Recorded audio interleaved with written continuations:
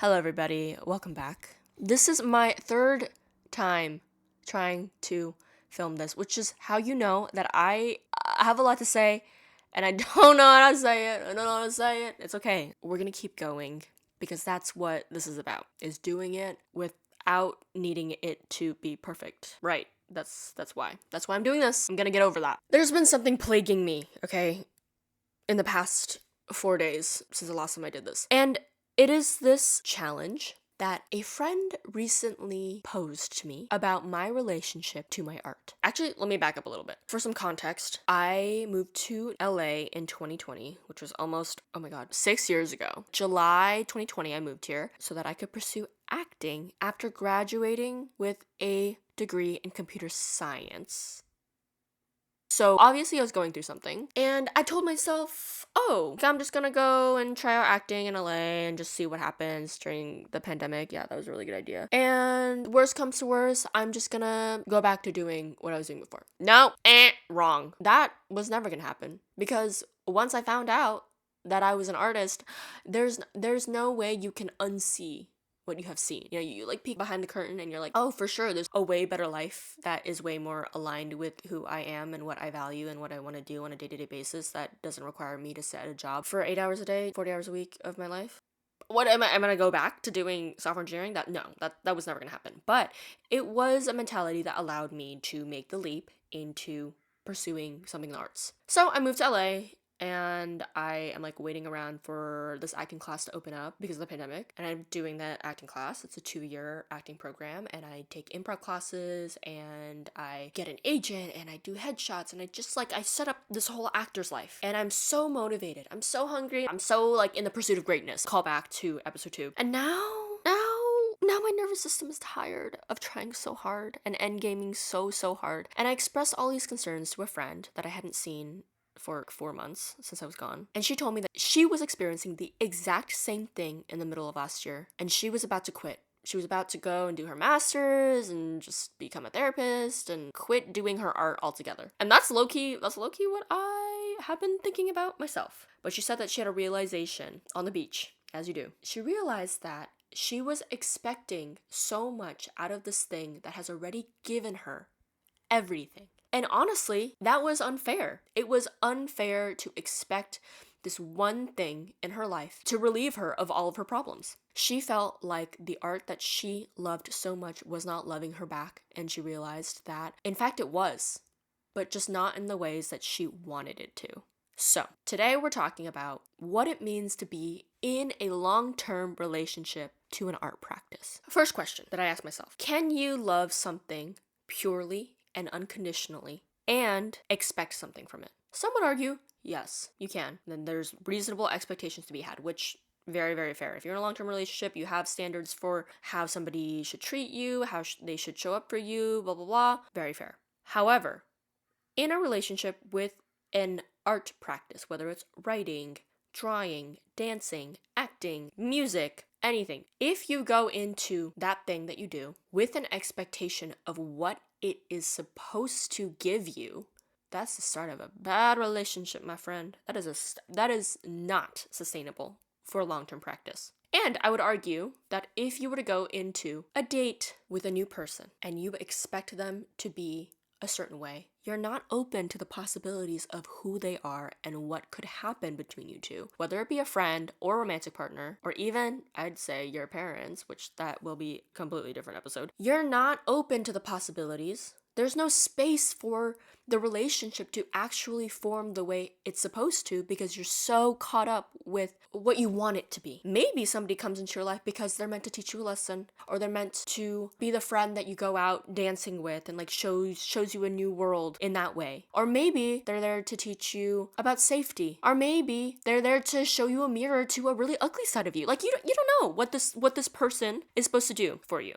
And you especially won't know it if you're already projecting an idea of what you want them to be. Because if life has taught me anything, it's that you will never get what you want. You will always get what you need. You will never get what you want, nor expect. And with an art practice, there's something so pure into going into it with an interest, a little desire, a little attraction, the way you would if you had a crush on a person. And then being open to the possibility of anything happening from there. And that's what I had when I first started acting, when I first moved to LA, and I was like, I'm gonna just try this thing. I'm gonna try this thing, no strings attached. I have this other lover. Waiting for me back home in the Bay Area, software engineering. If I really wanted to, I can go back to this job. No big deal. It's all good. I didn't go into it thinking that it was gonna make me rich or famous or save me from my woes or take me around the world and blah, blah, blah. Like, I didn't even know if I really even wanted to do it. And then I started doing it and I was like, oh shit. I think I'm in love. I think I'm in love. I can't go back to my old lover because I know how good this feels. And that's the thing, right? Anything is so easy to love when it's new, it's fresh, it's exciting, it's showing you all these parts about yourself you've never accessed before. Oh my god, like take me on a roller coaster. It's so easy to love anything when it's like that. But I'm hitting 6 years of being in LA. This is a long-term relationship. Honeymoon phase is over. The work has begun. And the work being learning how to fall in love with the thing that I know at my core I still do deeply love. There will always be some other hobby or career path or city or simple life that's waiting for me at every other corner for me to develop a new little fling with. Like, oh my god, like what if I tried music? What if I just like went away for a little bit and like ignored acting and ignored all of the creative work that I fell in love with in the first place to like try this other thing? And that is totally valid. I think it's very important to be able to have the freedom to explore other avenues and the ways that other mediums brings out different sides of yourself. But there will always be a point where the honeymoon phase is over and you still gotta do the work. And that is a long-term relationship. I am in a long-term committed relationship with my art, whether I like it or not. And I can choose to abandon it for sure. Yeah, I can do that. Then I'm also abandoning an opportunity to learn more about myself in greater depth through this medium. So after I had this conversation with my very smart, very wise friend, I had to sit myself down and remember all of the things I loved and still love about acting and what it does for me, instead of all of the things it hasn't yet done. Because I think I have gone astray a little bit with my expectations of what it was supposed. In the beginning, I didn't at all expect anything from it, but without me even realizing, I have suddenly created all of these expectations from this thing that used to be so pure. And God knows I'd be doing this stuff in my normal relationships with people, lovers as well. It starts off as this like, oh, we'll just see how it goes, no expectations. And then all of a sudden, oh, it's getting serious, it's getting real. I need to have expectations for who you have to be to me and how you have to treat me and what you're supposed to make me feel. So I have my journal and I'm going to list out all of the reasons why I fell in love with acting and how it has served my life that I have forgotten about. In the past 5 years, almost 6. Okay. How to read human behavior, how to be present, how to surrender to the current reality, how to allow life to truly affect me. It helps me explore what makes me feel every single emotion, my relationships in life. It lets me accept new realities, play with crazy new scenarios in a way that I would never or could never do in my real life. It has given me empathy for everybody, emotional endurance and resilience, emotional maturity, being strong through my vulnerability, being able to read a room and sense a vibe about someone or something immediately, reading and understanding text, reading new stories and worlds, imagining new worlds, stretching my capacity to interpret a single scene in different ways, trusting my intuition, loving and owning my own artistry and what I bring to a role or scene, discipline through memorization, trusting the process, and many, many more. Okay, I have learned so much through acting. Acting, this thing that I was like, it hasn't given me anything, has given me everything. It has given me everything. And I just have been so blind. I've let my greed and expectations get in the way of my acceptance and gratitude for this thing that truly has saved my life. It has saved my life. What? So why am I expecting more from it? Anyway, I'm gonna talk myself into circles if I don't. I wrote notes, guys. Like, I really wanted this to be like really organized and whatever, but this is just, I'm realizing this is my process, is I will talk myself into circles. Being able to remember the things I love about this thing and the ways it has already loved me. I think I need to have a new relationship with acting, reassess, reaffirm why I'm still doing it, why it still matters to me enough to stay in LA and continue doing it and not run away and go to Paris and just like live a completely different life there. Totally, yeah. Because lately, I feel like every time I get an audition or even feel the itch to write something or do something else that's creative that could help me in the acting world, there's some kind of resistance because I'm endgaming. There will always be resistance. There will always be a lack of fun, play, joy, laughter, curiosity, imagination if you're endgaming. It doesn't matter what it is, you're endgaming. I got an audition a couple days ago, and this was after this realization. And I did the audition as though it was my first audition ever, with the same excitement, childlike joy, wonder that I even get to do this, that I even get to play in this new reality, even though it's like I have 4 lines and it's just like this. It's not a throwaway scene. I was gonna say it's a throwaway scene. To be in any kind of new world and get to explore and play in that's an awesome job. What? Of course I love it. What? Oh my god.